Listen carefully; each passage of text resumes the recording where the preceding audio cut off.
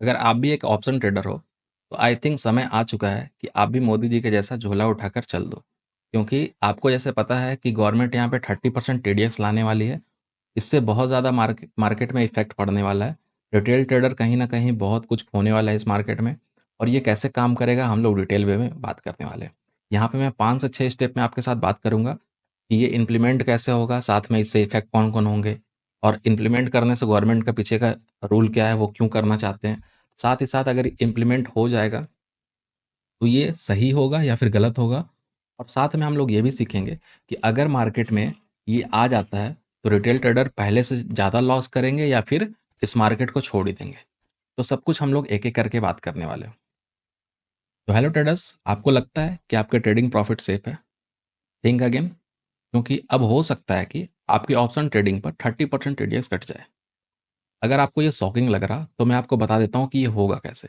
अभी क्या होता है कि अगर आपने 1000 का प्रॉफिट किया, तो उस 1000 के प्रॉफिट में कुछ टैक्स वैक्स काट के आपके पास 800-700 रुपये आ जाते हैं।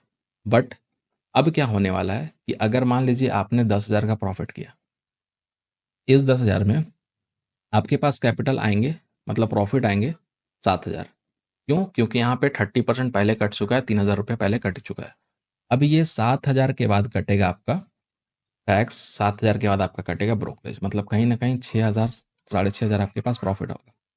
मतलब आपने बहुत टाइम लगा के ऑप्शन बाइंग में आए, आपने ऑप्शन बाइंग में आने से पहले अपना सारा कैपिटल लॉस कर दिए।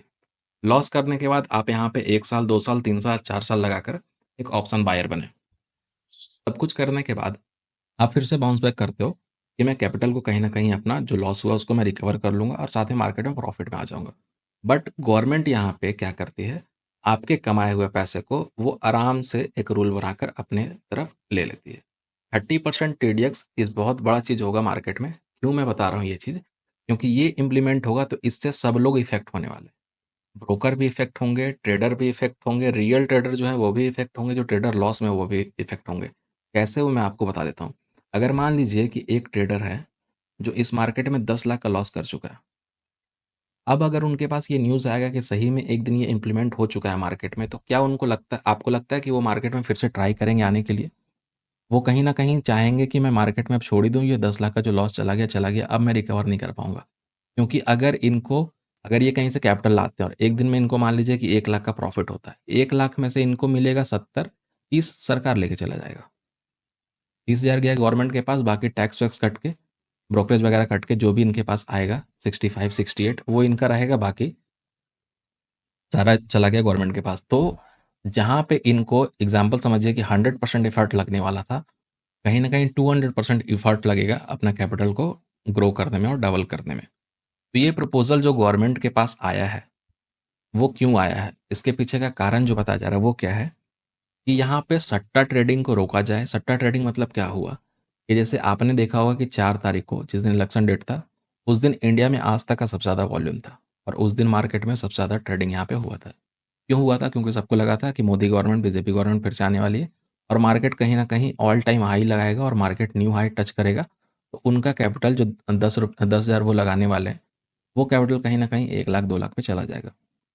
हमारे टेलीग्राम पे भी हमारे कुछ मेंबर्स थे, उनके फ्रेंड्स वगैरह जो आज तक ट्रेडिंग के बारे में टी भी नहीं जानते हैं, वो भी इस मार्केट में देखकर पैसा लगाने आए थे, और कहीं न कहीं वो अपना 80% 90% कैपिटल लूज़ कर दिए उस मार्केट में।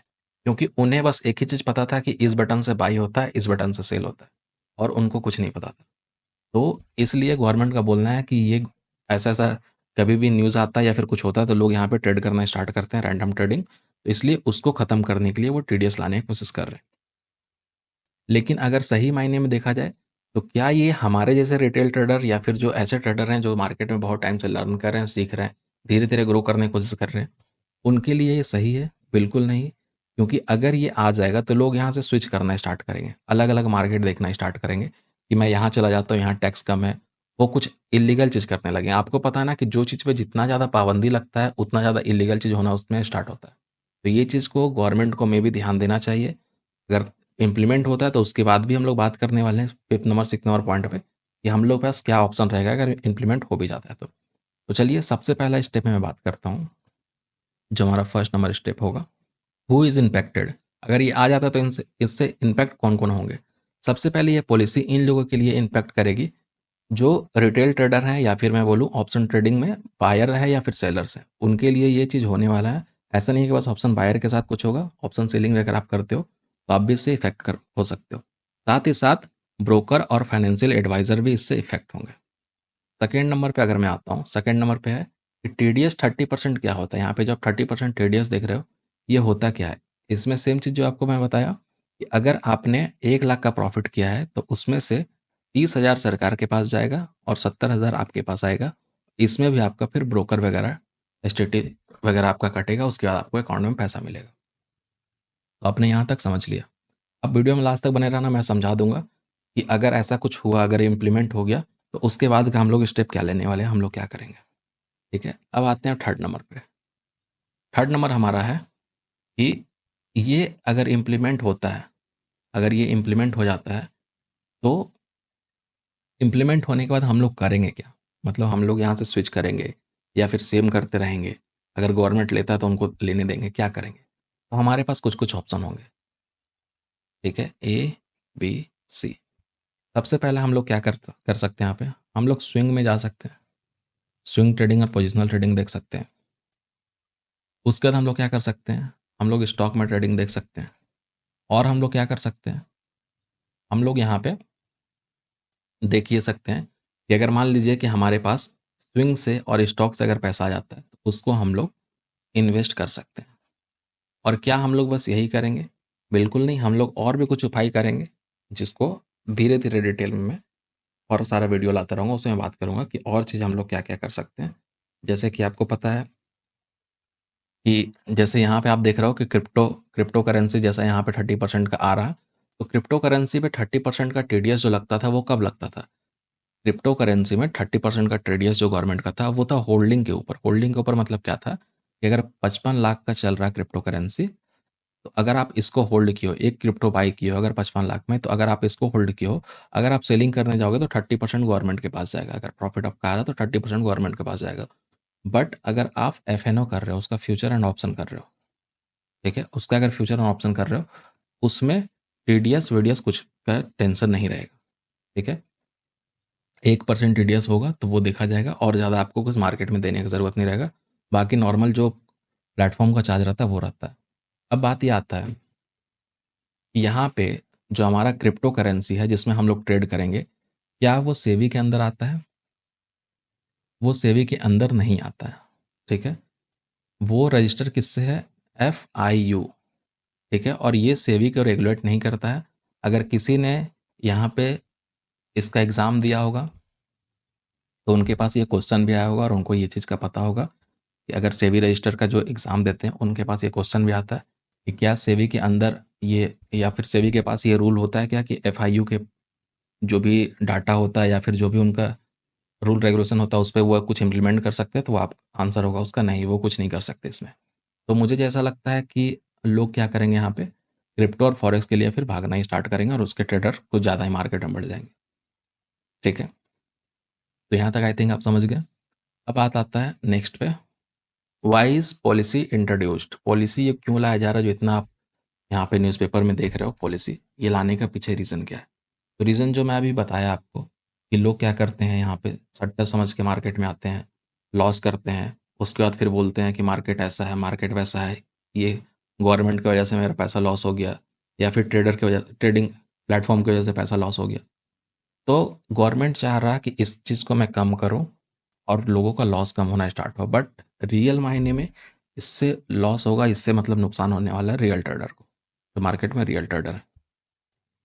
अब अगर ये पॉलिसी इंट्रोड्यूस हो जाता है तो उसके लिए क्या होगा कि हर बार जब टैक्स कटेगा तो टैक्स कटने के लिए आपका क्या होगा, पैन कार्ड का ज़रूरत होगा, जो कि आपका ऑलरेडी पहले से ब्रोकर के पास होता है, तो वहाँ से आपका आराम से वहाँ से कटता चलेगा।